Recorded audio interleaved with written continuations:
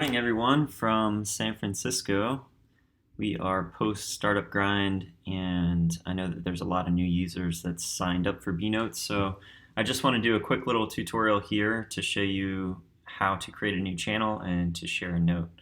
So this is a note that already exists. You can see the Think Different Steve Jobs note here, his famous "Here's to the Crazy Ones."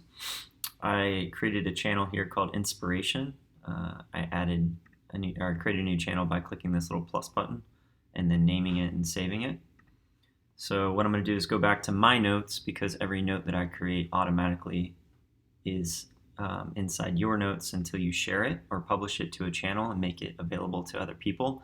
So in order to do that, hover over the share icon here, click publish, decide which channel you want it to be in.